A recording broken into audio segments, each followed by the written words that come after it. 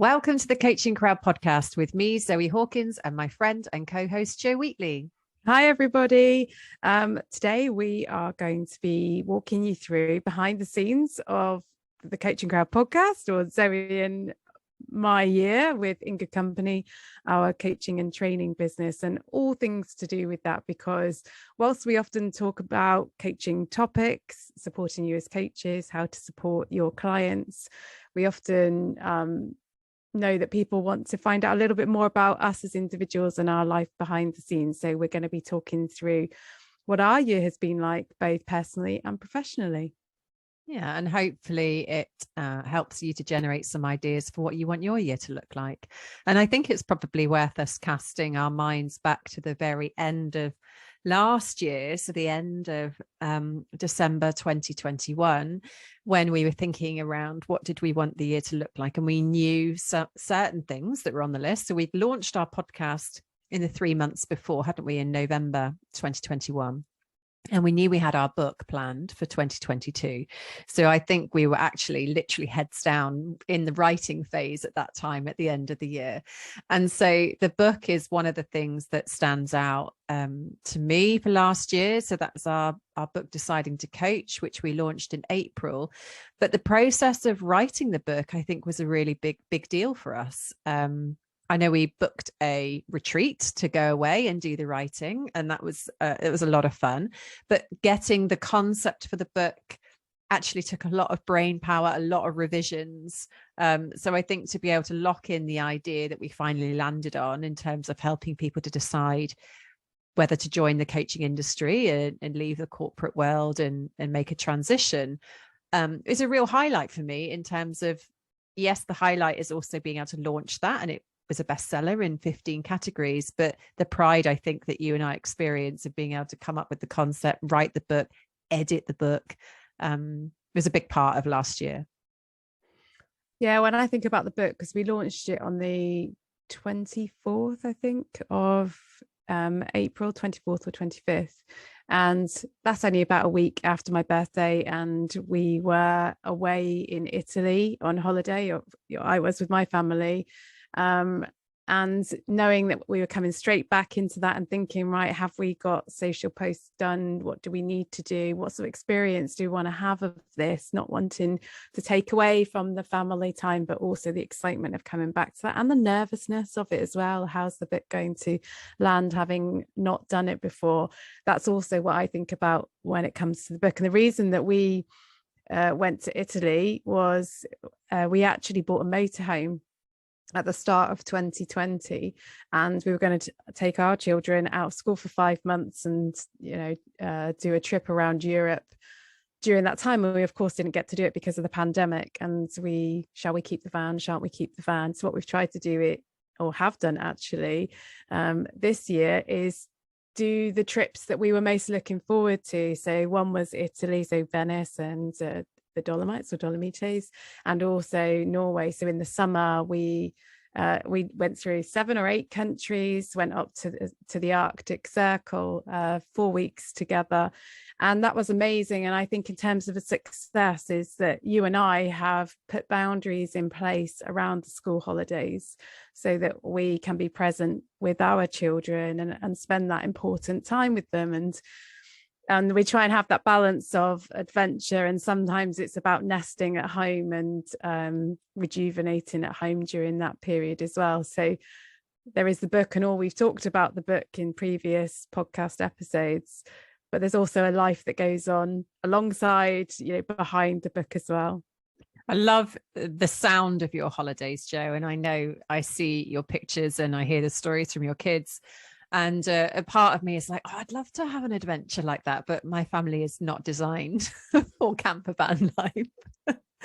I can't actually think of anything worse. So yeah, my holidays look very different, but you're absolutely right that the business is designed to give us boundaries around family time. And it's nice to be able to have that division. And we've worked hard to create that. And I think this is probably the first year where we've got even closer to being able to have very empty vacation time so that we can focus on the kids. Actually, this year it was my husband that brought his laptop on holiday, which isn't usually the case. Usually it's me that brings the laptop on holiday just to monitor emails, but we have resourced our team differently this year. So we've had some great support from Gemma, who does our marking for our qualifications. We brought on a bookkeeper, Shiv, who does some excellent support for us. And we have also brought in Amy, who was working for us for a couple of years, I think, actually. And towards the end of the year, we made the decision to hire our first full-time employee, who is Shelley. So we brought Shelley onto the team towards the end of this year. And that is all with that vision of holding those firm boundaries for family time and giving ourselves the ability to step back a little bit in the business and think more strategically about the different projects and the way we want to serve our community and our audience. And with Shelley's support now, we're getting a different lens on the business and being less hands-on. And I think we've talked in previous podcasts about stepping into that CEO role. And I think that's what's really on the plan for 2023, is really being able to step away from being fully in the business and spending a lot more time on the business. Yeah, and definitely a success this year has been the popularity, or the continued popularity, as well as increasing popularity of our coaching qualifications across the globe.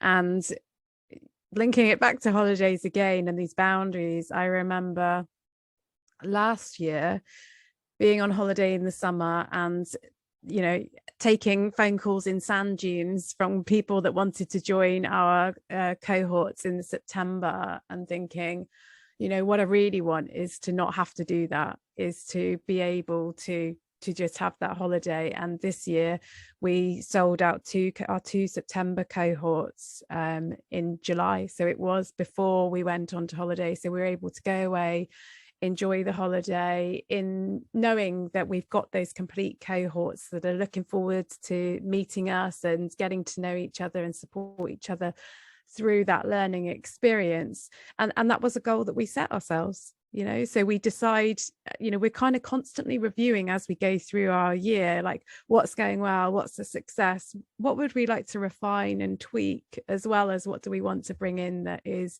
brand new or an extension of what we're doing. So the fact that people are recommending the course, all the learners, the more learners we have, the more people that are recommending the course, and that's really exciting for us, and is definitely a huge source of pride. And of course, we're celebrating our learners that are passing their coaching qualifications. It takes a while to get from the beginning all the way through to the end, and everybody has their own lives that mean they have slightly different timescales for them to achieve that. But I know we both are celebrating everybody that's got over the line this year, and all that that's meant for them, and their families, or the people that also benefit from that. Yeah, and I don't think we can mention our clients without taking time to really acknowledge how amazing they are. We are incredibly, maybe it's luck, maybe it's fortune, maybe it's planned, I don't know, a little bit of everything, but we attract really amazing clients, open-minded, friendly, compassionate, courageous, ambitious clients that are coming on our programs there to learn. And the learning journey is not always easy, is it? We provide feedback in sessions when we observe clients, and that feedback is about obviously all the amazing things that they do, and it's often about growth areas, and that can be hard to hear where there's still work to be done, but even if that can be difficult to hear, what we find with our clients is that they really take it on board and come back the following week, and they're like, right, I'm going to do it this time. I'd love some feedback on this area and how I've done. And I just think the clients that come with such a growth mindset and the ability to apply themselves, they're just a pleasure to work with. And it makes this work even more joyful than we experience it already. Yeah, and in our coaching crowd community, which is filled with people that have done our qualifications or on our qualifications, people that are wanting to do our qualifications and are building into their plans, and also people that have done coaching qualifications with other providers, maybe because they didn't know we existed at that time. We hear a lot of that, but that group has grown 75% over the course of the last 12 months, which is amazing. And it's amazing because as that group grows, the wisdom, the support that's available to people that are curious about coaching or committed to coaching is growing, and it's becoming more of, you know, the members community than a community that Zoe and I, you know, constantly tap into. And that was always our goal with it. And connection, belonging, acceptance, nurture, you know, these are things that every human being needs. And for some people, that community might be the greatest source of that they get, that can sustain them, you know, in the roles that they have. So we see the growth of the community being a success insofar as it creates those feelings and emotions. And I think, you know, I'm in a fair amount of communities across Facebook for different things. And what I'm really proud of in our community is that it's been kept spam free. You know, it's very rare that people will come into that group to try to sell to the members of it. And we are as attentive as we can be in removing anybody that does that from the communities. But we've kept it a place for, as you've described, their support, but also education. You get a lot of people putting posts up around, I'm going to be working with this client. I'd really love some ideas and suggestions on how to approach XYZ topic. And as you said, the wisdom within that group is brilliant to have there at your fingertips. So yeah, that's something to be really proud of. And actually, it's not really that long ago that we started that community. I think we opened it up in 2018 as a place for our learners to gather. And I would say we started to really put attention on that back in 2020. And, you know, and today I think we're sat around 3,000 members, which is a really great place to be. And I think also a shout out to our business lounge members. So people that join our ILM programs, we wrapped the business lounge into those programs. I think that was around the start of this year. And it's designed to be a support to those that want to either set up or grow and develop a successful and sustainable coaching business. And that's attracted coaches from lots of different places. And again, that's a hugely supportive community, and we're doing what we can, inviting expert speakers in on different topics. We obviously go in to support and be able to do a Q&A based on what we know and our experience of that as well. And it's a place only for coaches. We know that setting up or developing a coaching business takes a huge amount of tenacity, strategy, heart.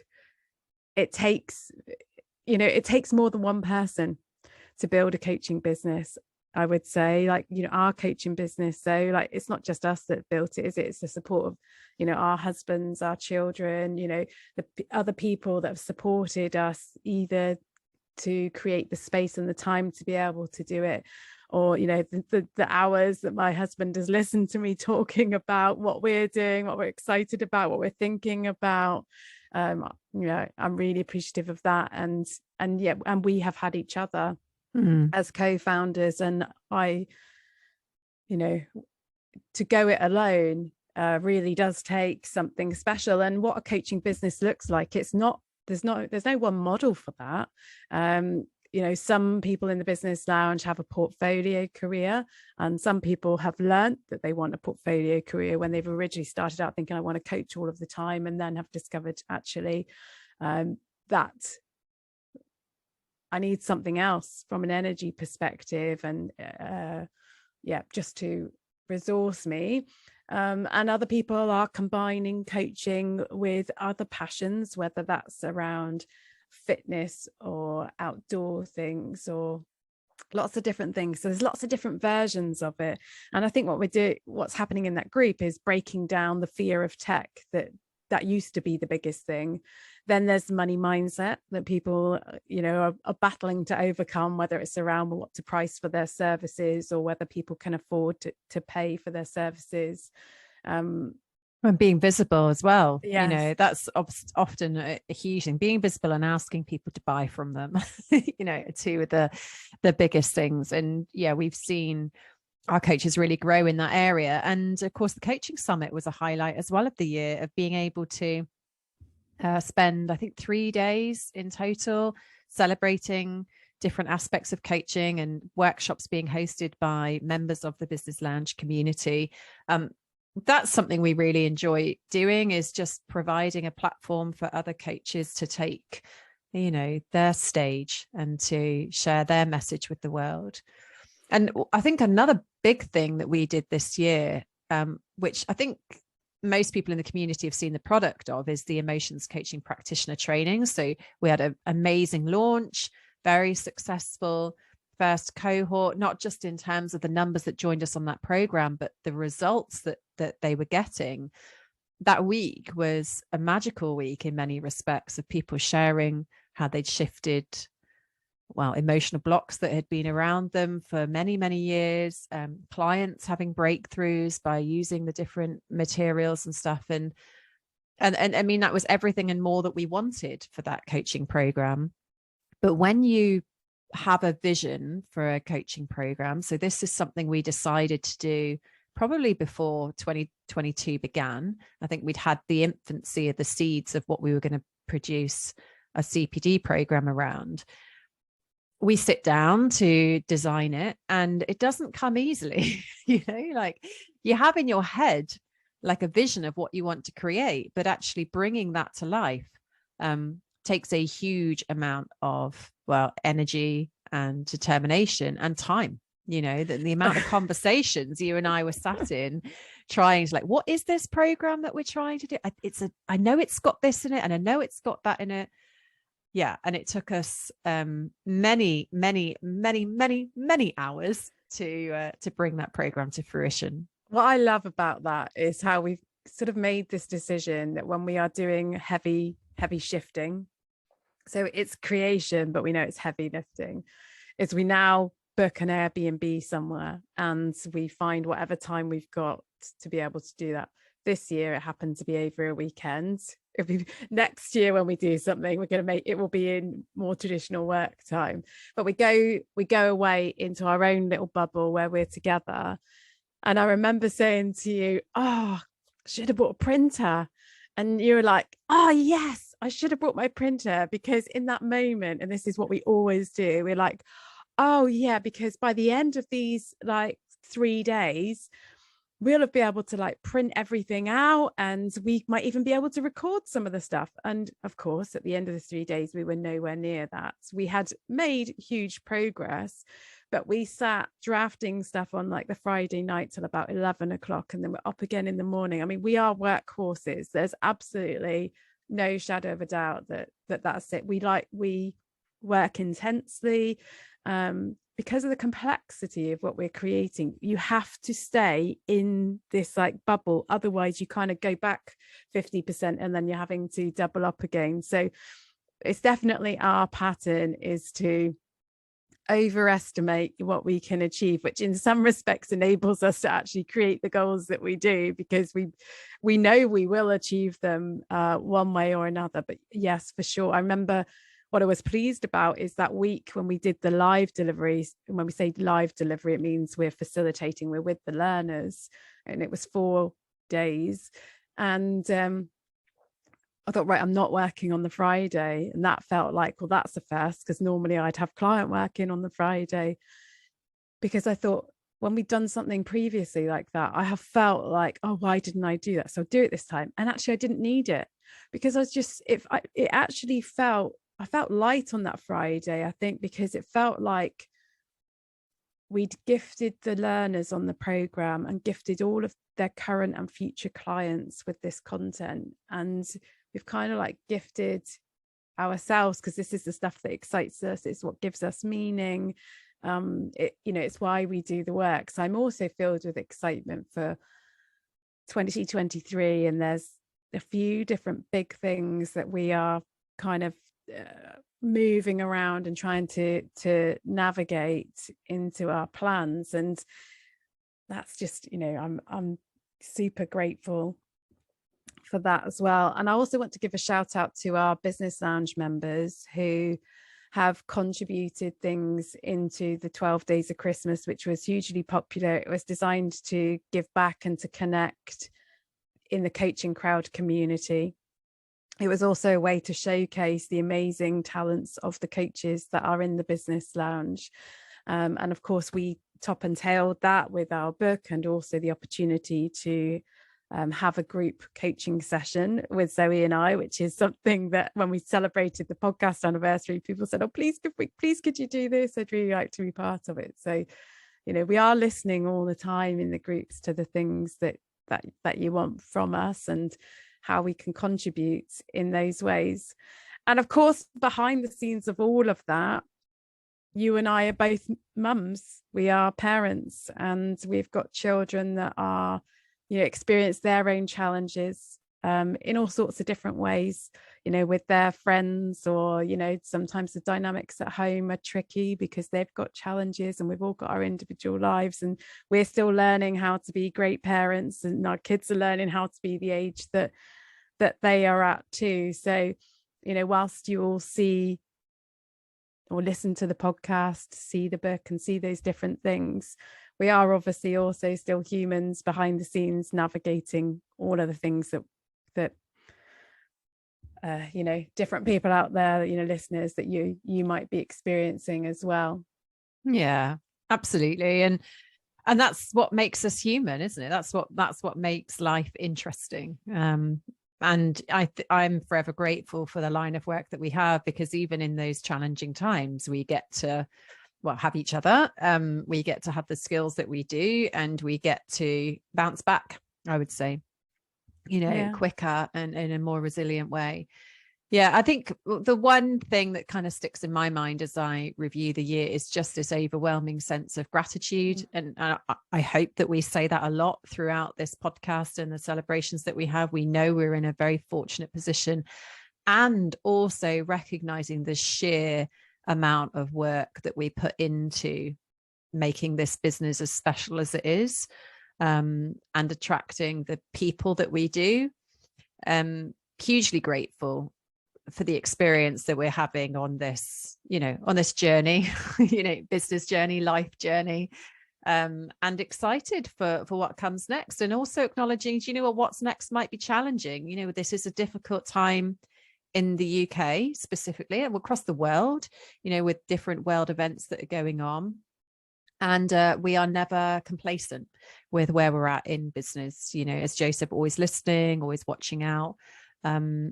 And I think to anybody that sort of watches, none of it is easy, but it is all joyful, and I think that's a difference. And I think what makes it so enjoyable, as we've sort of described in this podcast, is having those boundaries.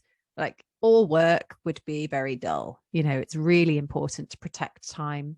And actually, one of the highlights, which towards the end of the year for me personally, is going away on holiday with a good friend of ours, a shared friend of ours. And actually, we did it in February as well. So what am I saying? Like, we've been very fortunate this year. So we had a shared holiday in February, and again in October, which I know you chose to stay home for different reasons.